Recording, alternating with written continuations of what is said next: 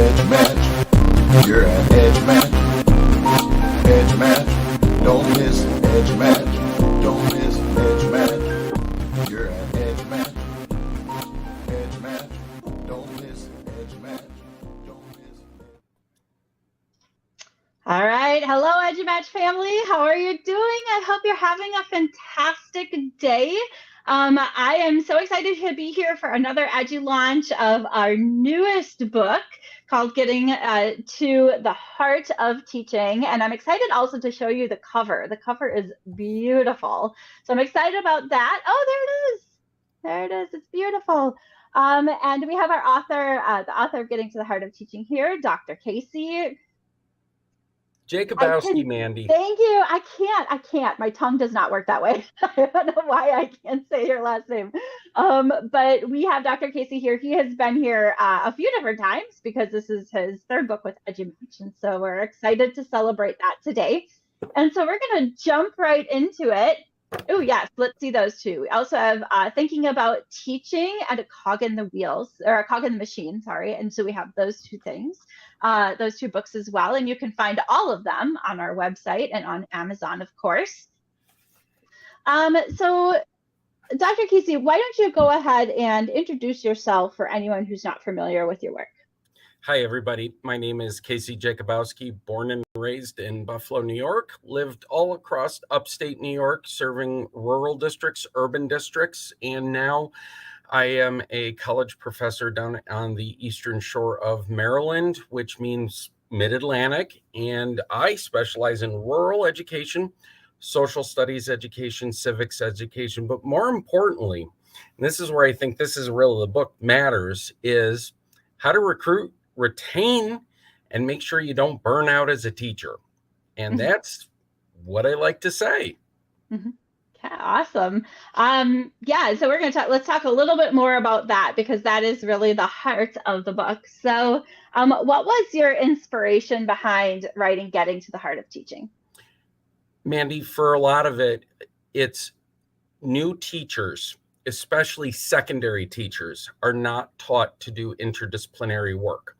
And while I was going through some of my past experiences and I was reflecting as an elementary methods professor, I thought, wow, I really could have used this as a secondary teacher, because as an elementary professor, you teach the students that in order to survive, they have to do interdisciplinary work.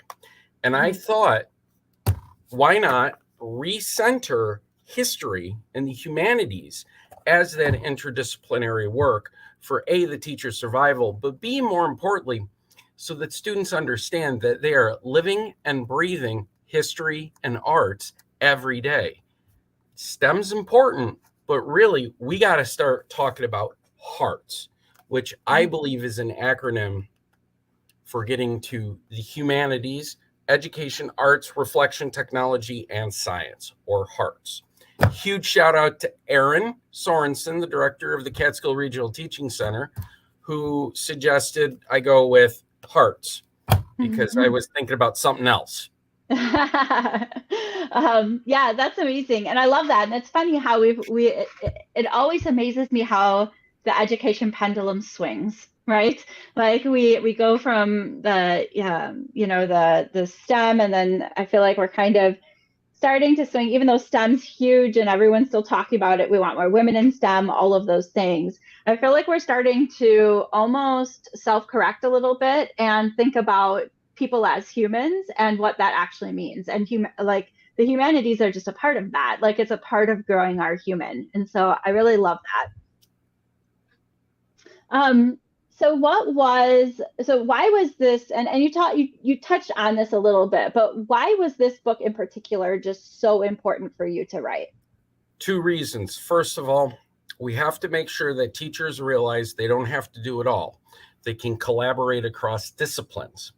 Second of all, I really wanted to showcase how through strategic thoughts and ideas, such as how the Susquehanna River is a beautiful interdisciplinary model that folks can use. It's all about hearts.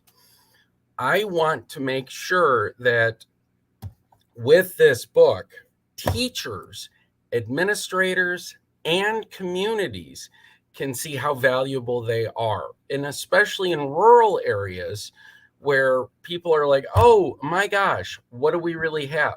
But there's a ton if you do strengths-based research and you do strengths-based projects. And I thought that as a teacher, boy, oh boy, it took me almost 25 years of experience to get it right.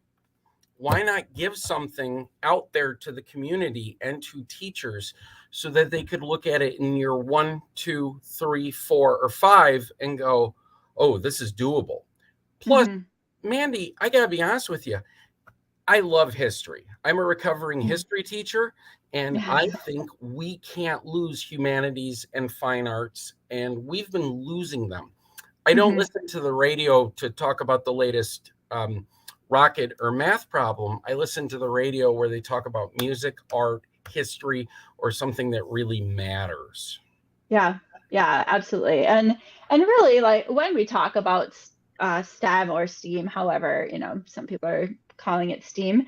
Whenever we talk about those things, the humanities are always intertwined in there, especially history, because in order to really understand how far we've come, we have to know where we started. And yeah, I think that's fantastic. And I love the acronym. I think that just really encompasses everything that you're talking about in the book. So who narrow in on the audience for me? Who are you really targeting for this?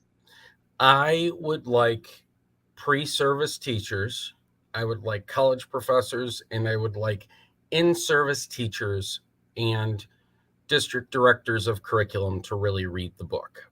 I think it's super important that in education, the folks who are in the beginning, the middle, and the capstone of their careers all work together to read this.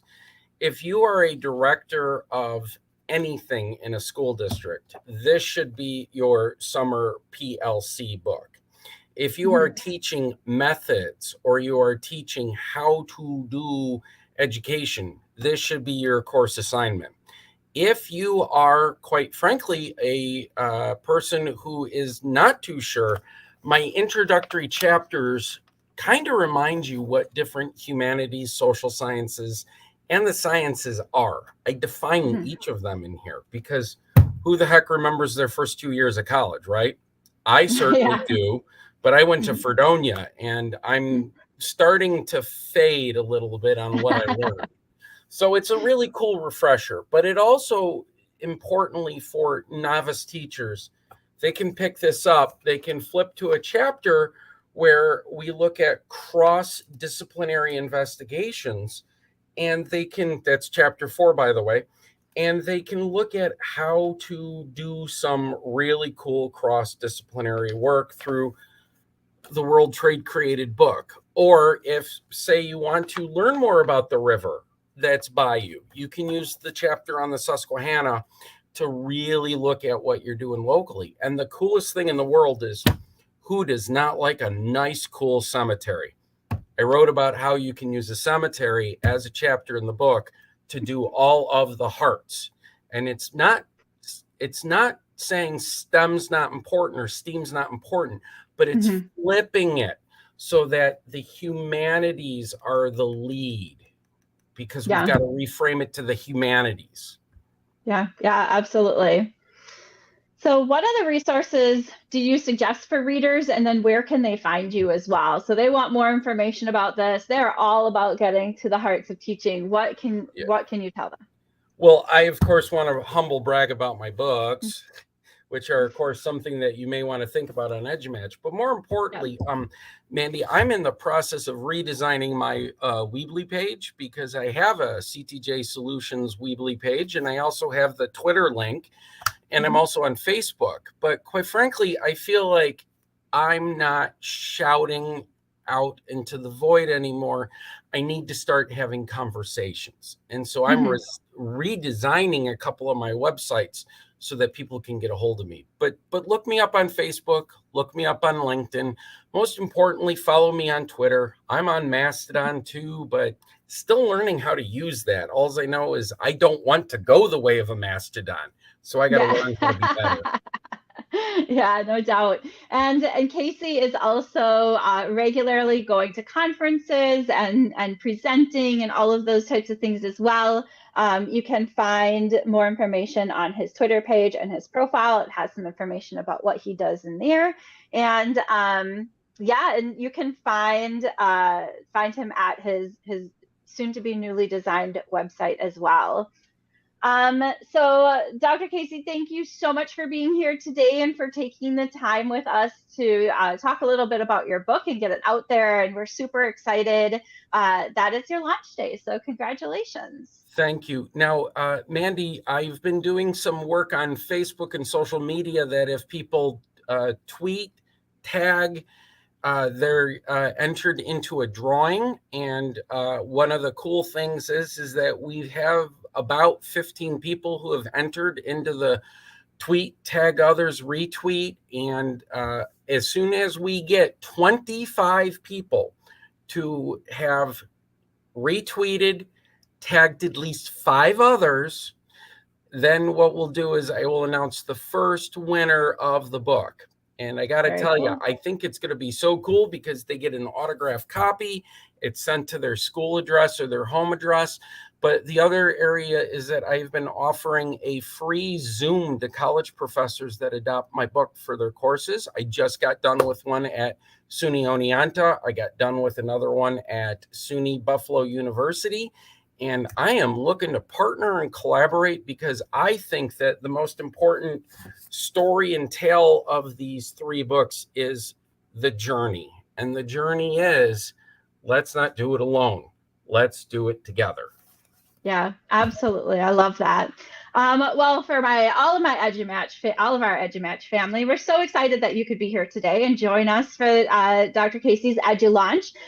We do offer bulk discounts, and for a discount on bulk orders, all you have to do is email Dr. Sarah Thomas at edumatchbooks@edumatchers.org. And friends, we give a discount on just 10 books.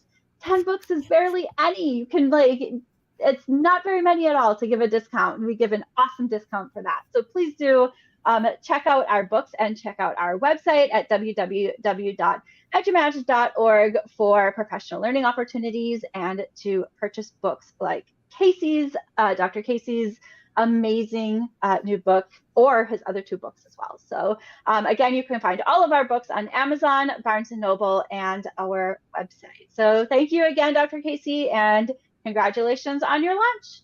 Thank you, Mandy. All right. Bye, everybody. Have a good day.